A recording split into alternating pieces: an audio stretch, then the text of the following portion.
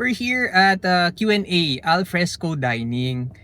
So we've been invited, luckily, konti lang din naman yung na-invite to judge yung mga hot sauce and hot products na meron na that will compete for this year's Fiery Cup to 2025 Fiery Cup. So this was an annual thing before, and then siguro mga 2 years nawala. But now they're back, and then nakaka-overwhelm yung dami nung mga products sa titikman. So lahat manghang, hopefully di sumakit siya natin, but if it does, well, for science. And then the winners, or kung ano man yung mapapag-usapan and then ma-judge ng mga will be featured dun sa event, the main event of the Fiery Cup. It's here. But I think you can taste all the hot sauces there then when the event opens. So pasyal kayo doon. The details are here. Yeah, there. And then tignan natin. Sana may ibang hobbyist din na makasama doon sa judging. Let's open a few packs, enjoy, taste some hot sauce.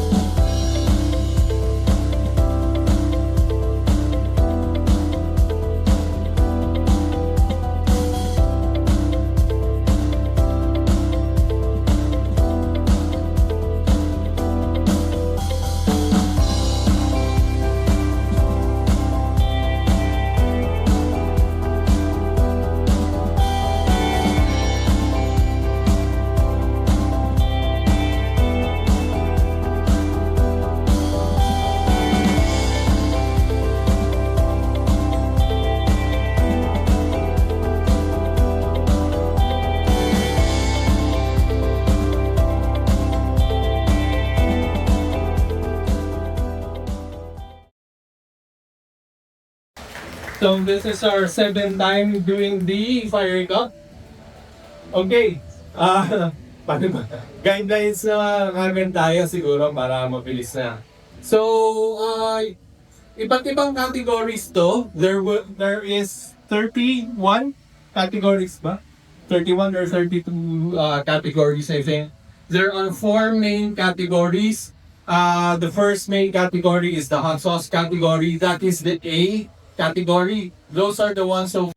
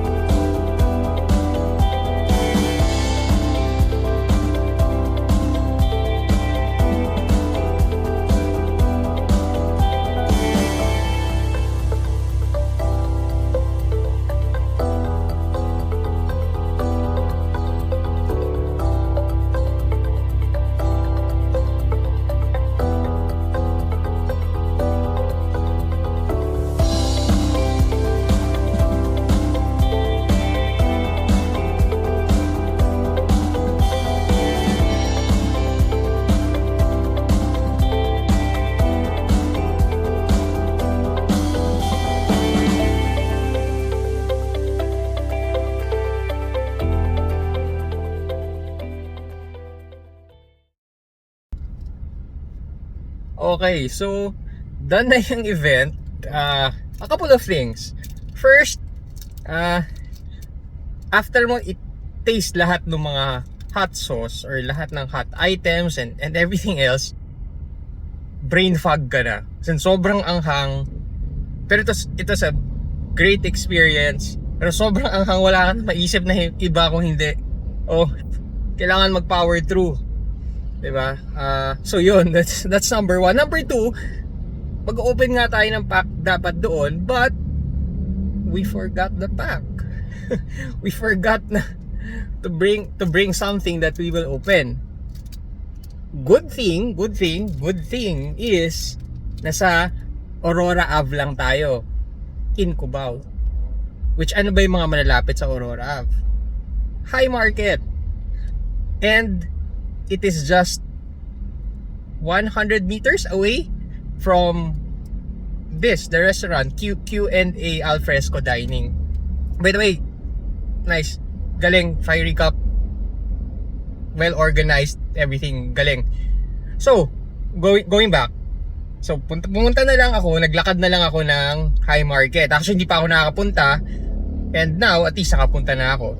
And what's that? Spider-Man. So let's do this. Ano na tayo? Hindi pa yata tayo nagagawa ng carpool. The carpool. Oo. Pero carpools, hindi pa. We did the plane pool, but the carpool natin ito. So we're opening this. Okay. So ilan ba 'yon?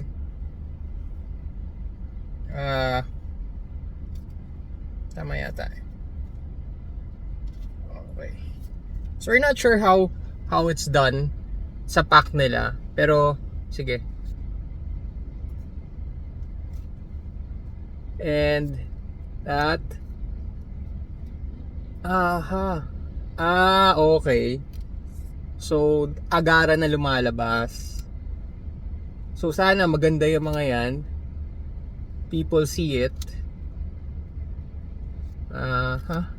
Kung meron kayong maisasabi sa amin if this is a good poll or no, kasi I think it's not yet in the market. So okay. Oh, one more. Nice yun lahat. Oh, yun. Actually, sorry, na-distract ako kasi pinapalis na kami ng guard. Or at least ako. So we have Carnage and this guy. Okay? Let us know if okay siya. And we go kasi we have overextended our welcome. And again, since we're going home, it's go time. So we're here at Gateway Mall. Actually kakatapos. Yan, so take 2 na lang natin, no? So we're here at Gateway Mall. Magkakasunod actually lahat ng nangyari. So earlier we went to the Q&A Alfresco Dining for the Fiery Cup judging event. So very good. Yun nga, so pagkatapos nangyari na miscommunication on my end and on my end na hindi ako nakapagdala ng pack. Buti na lang High Market is there to save the day. So nakabili tayo ng Spider-Man na product. But blessing in disguise na rin kasi last night we tried buying Spider-Man boosters, hindi pa daw pwede magbenta, and then all of a sudden, oh wow, ngayon pwede na. So at least nakakuha na tayo, and then yun, yung pulse natin nakita naman. So right now, we're going to meet somebody na matagal nang nag-stop maglaro, and then nag-revive siya ngayon dun ng Magic sa community, and then nakita niya nga yung mga cards niya. Alam mo naman tayo, yun yung hinahanap natin, yung mga oldies na cards. Ang very unique dyan is that mga 10 years na siya nag-stop. So yung mga condition ng cards mostly are unplayed. Hopefully may deal tayong magawa right now. And then kita natin what else is there to be bought and traded. So tara, go time tayo.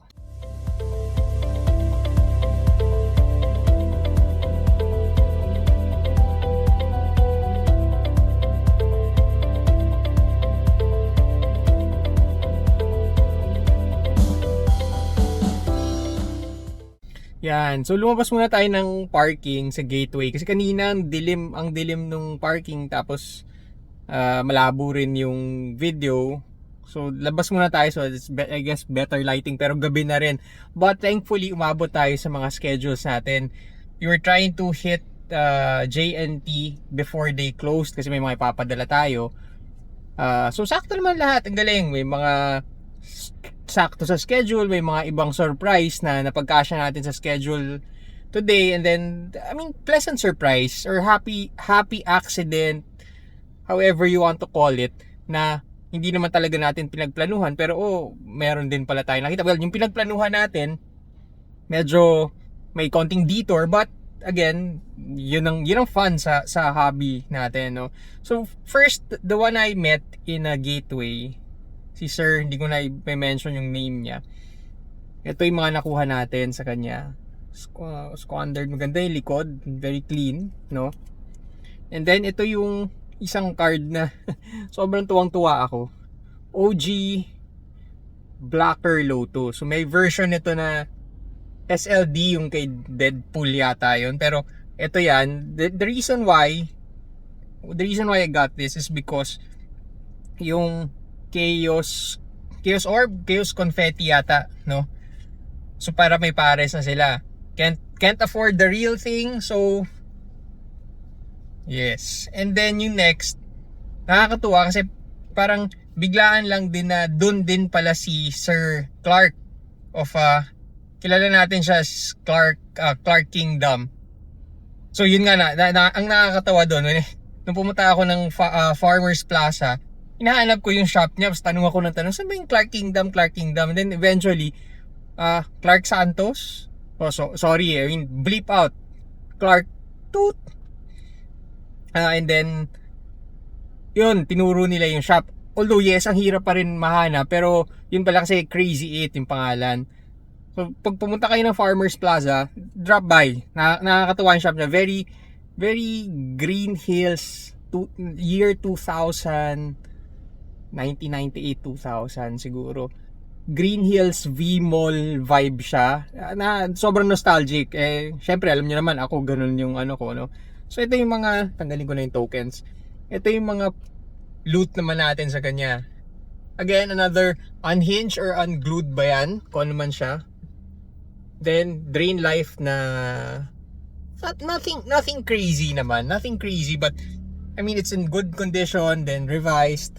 Gemstone, kasi syempre, nung time natin, yun yung mga meron tayo, City of Brass and then Gemstone, no? So, Weatherlight, good condition, a bit played, no? Pero expected naman yan sa Magic Cards. And this one, very nice, Vampiric Tutor na OG, linis ng likod, linis ng harap.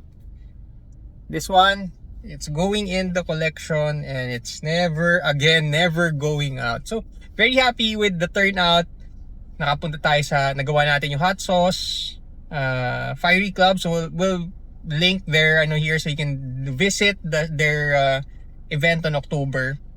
And then, High Market. Galing, no? Nakabili tayo ng Spider-Man. And then, Farmers. We met Sir Clark.